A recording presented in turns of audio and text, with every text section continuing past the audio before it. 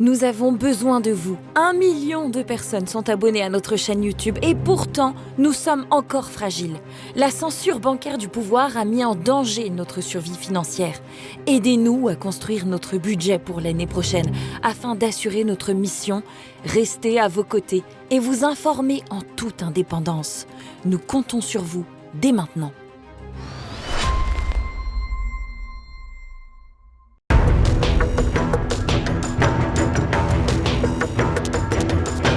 Bonjour à tous et bienvenue dans notre Zoom, aujourd'hui en compagnie de Richard Dessèze. Bonjour monsieur. Bonjour. Richard Dessèze, vous êtes le directeur de la rédaction de Radio Courtoisie, le rédacteur en chef de Politique Magazine, vous êtes collaborateur régulier à l'Incorrect, Valeurs Actuelles et vous publiez cet ouvrage Parisiens en exil, publié à la Mouette de Minerve, à retrouver sur la boutique de TV Liberté. Alors, c'est l'histoire de Réginald et Guitry, un couple de Parisiens en confinement à la campagne avec leurs enfants.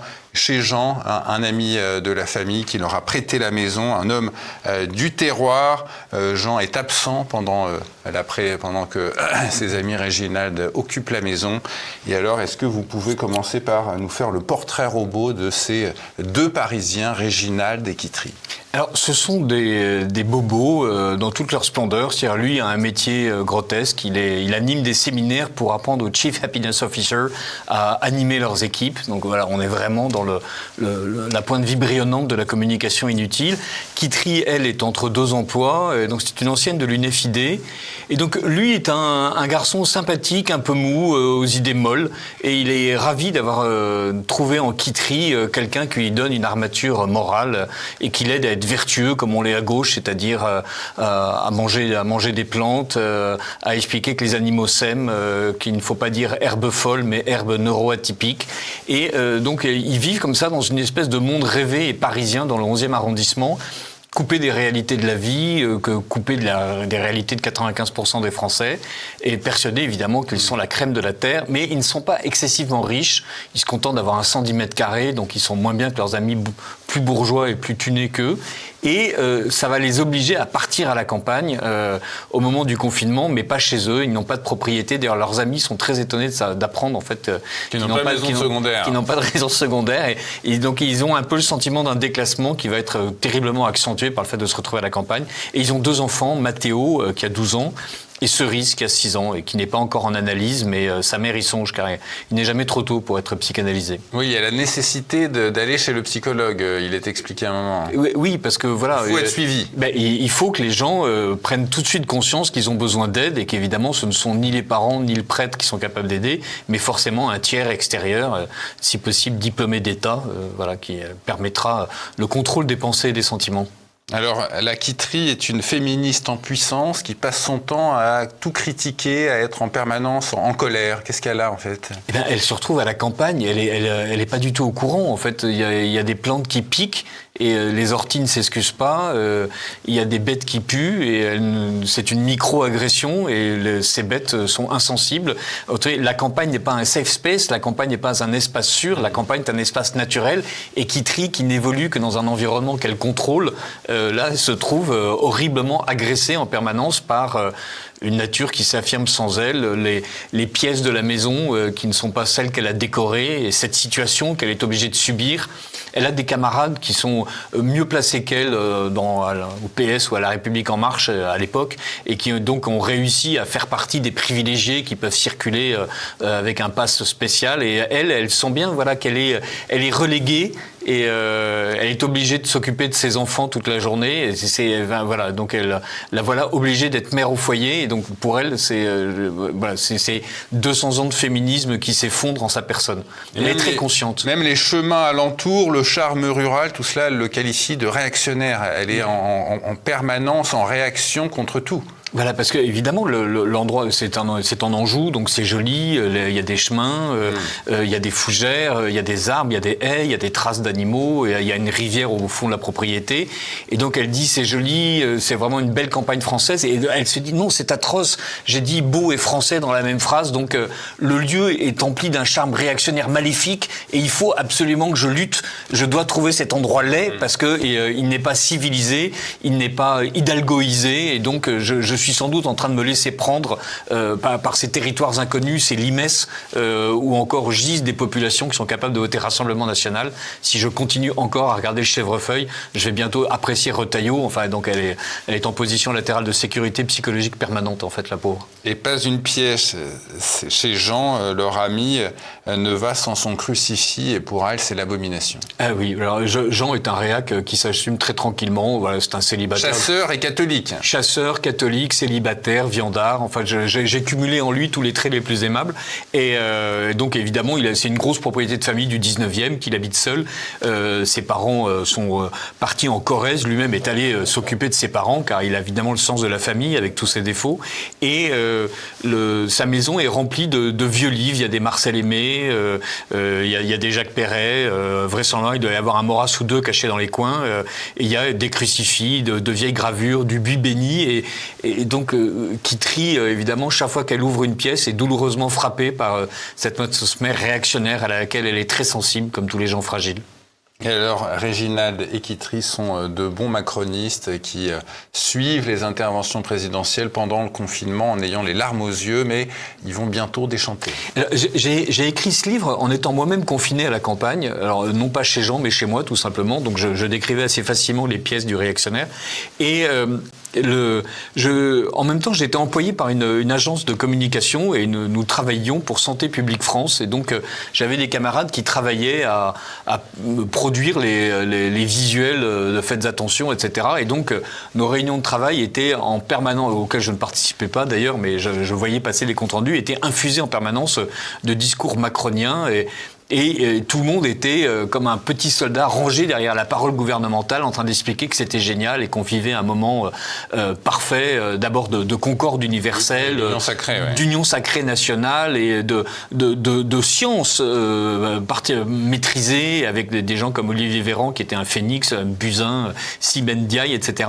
Et donc j'étais très étonné, je lisais les journaux évidemment, de cette espèce d'unanimisme crétin autour de décisions totalement contestables qui d'ailleurs ont été rapidement contestés partout ailleurs, mais où en France, il était absolument nécessaire, une fois de plus, de faire corps contre le fascisme de ceux qui n'acceptaient pas d'être enrégimentés.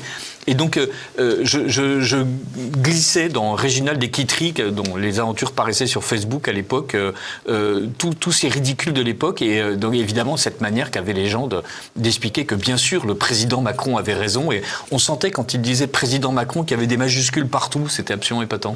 Alors au-delà du cas de Réginald, Guitry et leurs enfants, ce confinement, cette crise Covid ont eu pour effet de fracturer des familles, de séparer des amis. Qu'est-ce qui s'est passé au fond ? Alors, dans le livre, il se passe pas grand-chose de ce côté-là parce que les amis sont déjà fracturés. En fait, ce sont des amis bourgeois. On sent qu'ils ont un tissu relationnel qui est fait de relations moins amicales que sociales, d'augmentation du réseau. Mais dans la vraie vie, oui, les familles se sont déchirées. Il y en avait qui ne voulaient pas se vacciner et les autres qui considéraient qu'il fallait se vacciner. Des parents ont décidé de ne plus voir leurs enfants et respectivement. Des amis se sont découverts irréductibles ennemis, les uns expliquant aux autres qu'ils apportaient la peste, les autres expliquant aux premiers qu'ils étaient des crétins satisfaits. Voilà. Alors, c'est un peu ce qu'avaient connu les Français au 19e siècle avec l'affaire Dreyfus, quoi. La même opposition, le même déchirement, les pros et les antis, quoi. Alors, et aussi ce qu'ont connu les Français avec d'autres révolutions industrielles, comme par exemple l'automobile, où la bourgeoisie expliquait que c'était absolument génial et les paysans expliquaient que ça puait, que ça écrasait les poules, et donc on n'était pas obligé de trouver que c'était un sport absolument épatant. Jean-François Jarige, par exemple, qui est un penseur de gauche, a parlé de ces technophobes en montrant qu'ils avaient été méprisés, exactement comme on méprise ceux qui ne voulaient pas rentrer dans la gloire du pass numérique, alors qu'en fait, tous les opposants au progrès avaient généralement de très bonnes raisons, à la fois économiques, sociales, de s'opposer à quelque chose que la gauche de l'époque leur présentait comme étant évidemment le truc auquel il fallait absolument adhérer, quels que soient les désagréments. Et donc, vous avez raison, il y a eu une véritable fracture, qui ont été accentuées en permanence d'ailleurs. d'ailleurs. Hein, je cite de temps en temps les paroles du président.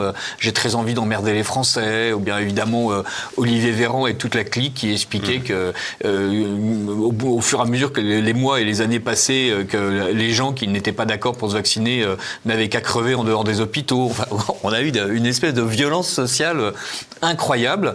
Et donc Réginald Équitry la répercute. Puis peu à peu, ils se rendent compte quand même que les gens autour d'eux, les paysans, les habitants du bourg, continuent à vivre leur vie normalement. Voilà, et que peut-être que ce drame, ce psychodrame absolu qu'on est en train de nous faire vivre avec quelqu'un qui nous annonce chaque jour à la télévision le nombre de morts est en fait de l'ordre de la mise en scène. Et donc Réginald surtout baisse la garde. Il y est puissamment aidé par un voisin qui de temps en temps lui apporte de l'agneau. L'agneau l'aide beaucoup à baisser la garde vis-à-vis de Macron. Et donc voilà. Alors vous tapez quand même un petit peu sur ce que vous appelez l'ivresse exaltée des forces de l'ordre qui ont pu se consacrer à donner des amendes à ceux qui mettaient pas la bonne petite croix dans le bon Ausweis. Dans comment vous expliquez justement ce zèle des forces de l'ordre pendant cette période? Alors c'est un zèle dont les forces de l'ordre sont animées depuis au moins la Révolution française, c'est à l'idée de ne pas avoir à traquer de véritables méchants, mais juste de bons bourgeois qui craignent la loi, on les sent, mais le cœur dilaté d'aise. J'avais déjà vécu ça en 2013, au moment de la manif pour tous, où des CRS matraquaient des fillettes de 14-16 ans parce qu'elles étaient assises par terre et qu'elles ne voulaient pas bouger. Et donc, ces gens qui n'osent pas rentrer dans certaines cités et qui, dont les ordres d'ailleurs leur sont donnés de ne pas y rentrer, et là, ils pouvaient taper du bourgeois de droite qui en plus était assez crétin pour expliquer les forces de l'ordre avec nous tout en se recevant la matraque. Et là, on les a sentis, ces gendarmes, absolument exaltés.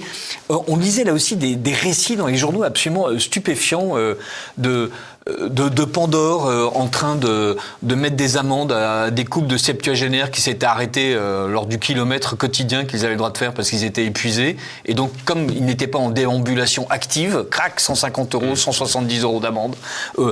Cette histoire ahurissante d'un type qui est parti pour aller sur l'île de Ré assister son père mourant, qu'un gendarme avait autorisé à partir, et un gendarme à l'entrée du pont de l'île de Ré lui a expliqué que la situation d'urgence qui était prévue dans les textes n'était évidemment pas le fait que son père était en train de mourir. La gendarmerie s'est excusée 1 an et demi après.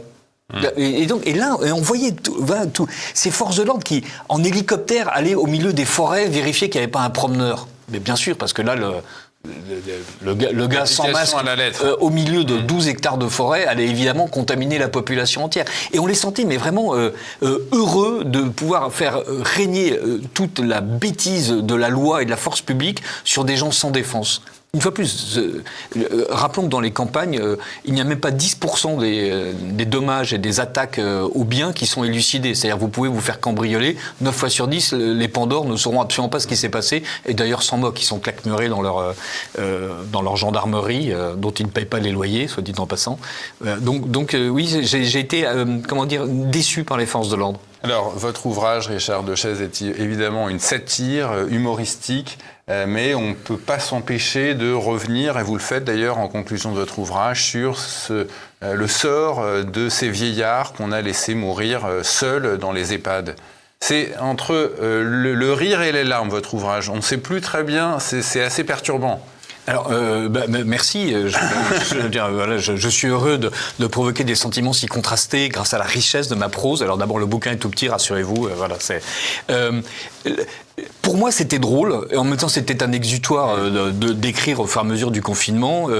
Et donc, il fallait ridiculiser, évidemment, les macronistes et les macronards. Il fallait prendre le parti d'en rire, puisque c'était à peu près le seul qui nous restait.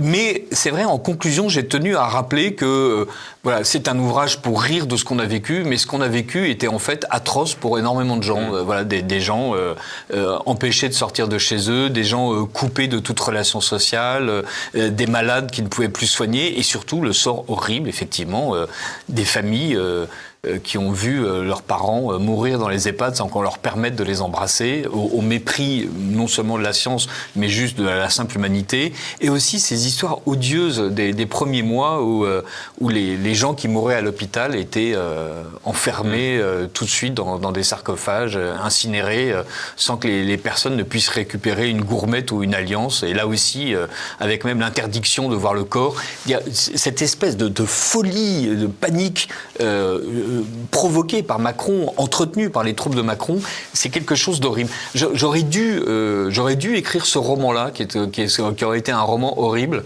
mais... Voilà, disons qu'il faut encore quelques années. Attendons d'ailleurs que tous ceux qui ont vécu ces moments-là en étant en capacité, comme on dit chez les macronistes, aient été lavés par la justice, puisque là, au fur et à mesure, toutes les actions en justice contre le personnel politique de l'époque sont éteintes. Aucune mise en examen. Aucune mise en examen, rien. Ouais. Et attendons surtout que tous les macronistes soient recasés dans de confortables prébendes, comme c'est en train de se faire. Olivier Véran a un peu raté son coup, mais on lui fait confiance, il va réussir, pour là sortir le bouquin définitif. Et vous dites, attendons quelques années pour que la justice ou éventuellement les Français se réveillent. Est-ce que vous pensez, nous à TV Liberté, quand on reparle de ce sujet, on constate que les Français ont tendance à s'en désintéresser. Est-ce que vous pensez qu'avec le recul, les gens voudront faire une espèce d'aggiornamento de cette époque et avoir un esprit critique sur ce qui s'est réellement passé? J'espère qu'une fois que Macron aura quitté le pouvoir, le système médiatique permettra qu'on puisse en parler plus franchement. Sur Radio Courtoisie aussi, on reparle régulièrement du Covid. Il y a une actualité effectivement dans les mises en examen qui n'ont pas lieu, dans les études qui sortent sur les dangers du vaccin dont les grands médias ne parlent pas, alors que ce sont des études scientifiques, etc.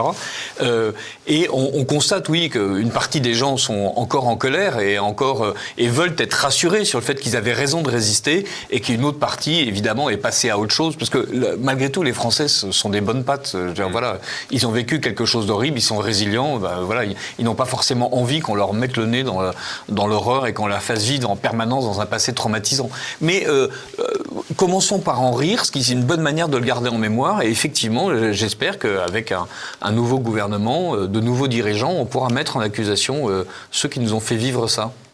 Les aventures de Réginald Équitry à retrouver dans votre ouvrage, Richard de Sèze, Parisien en exil. Merci à vous, monsieur. Merci beaucoup.